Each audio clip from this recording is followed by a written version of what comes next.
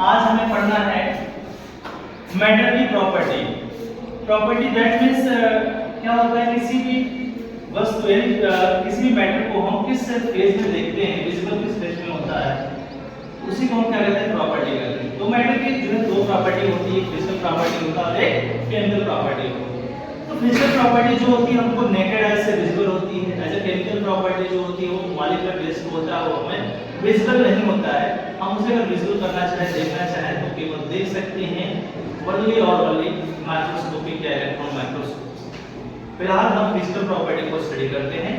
तो क्या है, जो फिजिकल प्रॉपर्टी में होता है, फिजिकल कैन बी मेजर्ड और observe without changing in identify are the composition of the substance।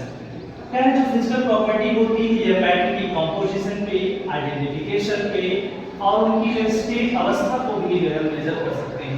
यह सारी चीजों को जो है मेजर करना है, फाइंड करना, देखना ही, ऑब्जर्वेशन करना, ये फिजिकल प्रॉपर्टी में आता है। ये किसका है, फिजिकल प्रॉपर्टी मैटर का होता है।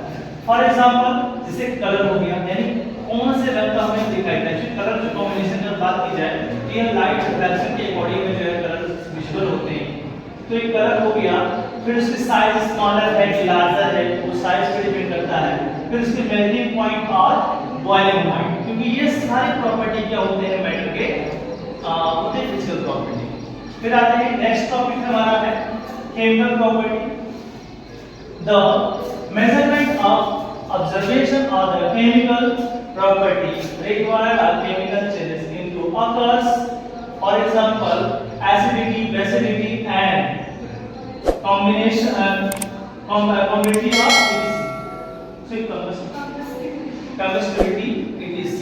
that means current. अब केमिकल चेंज की बात की है तो क्या क्या होता है, मेजरमेंट होता है, यानी सही जो है इसका एक्यूरेट वैल्यू को जो है ऑब्जर्व करने के लिए होता है, ऑब्जर्वेशन होता है। Correct chemical property require chemical changes, यह किस पे जो है वर्क करने वाला होता है, करेक्ट ये रिक्वायर्ड होता है केमिकल चेंजेस पे रिक्वायर होता है। ठीक है, टू अकर्स ये होता है अकॉर्डिंग टू, ठीक है, एसिडिटी एंड बेसिडिटी, यानी किसी भी मैटर की जो है एसिडिटी क्या होती है कि प्रेजेंस ऑफ हाइड्रोजन, यानी कितने उसमें हाइड्रोजन आयंस की जो है मात्रा ज्यादा होगी, जितनी ज्यादा होती है वो उतने स्ट्रांग जो है एसिड होगा, और जितने हाइड्रोक्सी आयन की जो मात्रा होगी उसे क्या कर देंगे हम, बेसिडिटी कर देते हैं। और कंप्लेमेंट्री होती है कि अगर कितना जो है कंप्लेमेंट्री होती है उसे अब ये देखते हैं। ये सारे सेक्शंस हमारे क्या है मैटर के फिजिकल प्रॉपर्टी में आता है। फिर जो फिजिकल प्रॉपर्टी जो मैटर की होती है वो भी डिपेंड करता है वो डिफ्यूजन ऑफ नेचर, उसके जो है नेचर पे डिपेंड करता है, उसका जो है डिफ्यूजन प्रोसेस कैसा होता है। फिर आते हैं कह रहे हैं कि जो हमारे आईएस यूनिट क्या होती है, यानी जो हमारा मैटर है उसकी एसआई जो है यूनिट क्या होती है, उस यूनिट के बारे में हम स्टडी करेंगे। जैसे मान लो लेंथ, लंबाई की बात करें तो लेंथ को जो है मेजर करने के लिए जो एसआई यूनिट होती है वो मीटर होती है, क्योंकि ये लेंथ को मापने सबसे बड़ी इकाई होती है, बड़ी स्केल होती है। अब अगर बात की जाए स्मॉलर स्केल की बात की तो जो है सबसे स्मॉलर स्केल जो होगी वो एंगस्ट्रॉम हो जाएगी, बट हमें स्मॉलर जो है स्केल की बात नहीं कर रहे क्योंकि वो स्मॉलर स्केल होती है तो बायोलॉजी में भी यूज किया जाता है, तो अलग भाग होता है, हमें केमिस्ट्री में यूज करना है। तो करेंट लेंथ की मापने की जो इकाई होती है जो क्या होती है, मीटर होती है। अगर उसकी यूनिट की बात की जाए तो यूनिट हो जाती है कैपिटल एम हो जाएगा। फिर आते हैं म्यू, ठीक है। ऐसे मान लो कोई मास वगैरह है तो मास में क्या होता है, जैसे कि कोई ऑब्जेक्ट है उसमें प्रेजेंट उसके पार्टिकल यानी उनकी संख्या जो होगी और जो ग्रेविटेशनल फोर्स उस पे एक्ट करेगा वह उसका क्या कहलाएगा, मास कहलाएगा। ठीक है, और सिर्फ वही वेट कहलाएगा। मास उसमें प्रेजेंट ऑफ मॉलिक्यूल्स जो होते हैं, अरेंजमेंट जो मॉलिक्यूल्स होते हैं उसको मास कहते हैं, और मास को मेजर करने के लिए होता है किलोग्राम। क्या होता है, किलोग्राम, और इसकी जो सिंबल्स होंगे वो केजी हो जाएंगे। फिर आता है टाइम, टाइम का जो है जो एसआई यूनिट होती है वो सेकंड होता है, ठीक है, उसको हम जो है एस से डिनोट करते हैं। फिर इलेक्ट्रिक करंट को एम्पियर से उसका सिंबल ए हो जाता है। फिर अमाउंट ऑफ सब्सटेंस जो होते हैं उसको मोल में जो है मेजर करते हैं, और मोल का जो होता है वो मोल ही होता है, ठीक है।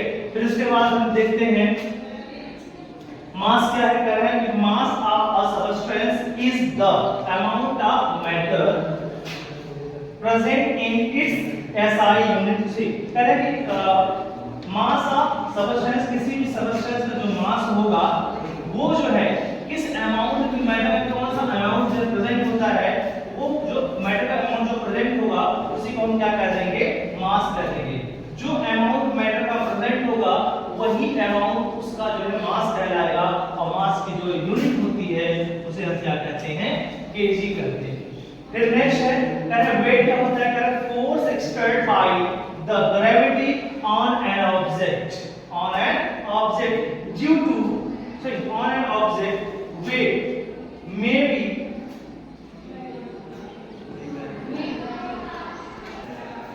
करना वेट क्या होती है, फोर्स एक्सर्ट, जो कह रहा है कि जो कोई भी फोर्स एक्सर्ट करेगा किसी भी ऑब्जेक्ट पे किसके द्वारा, एज अ ग्रेविटी के द्वारा, वही क्या कहलाता है, हमारा वेट कहलाता है, भार कहलाता है।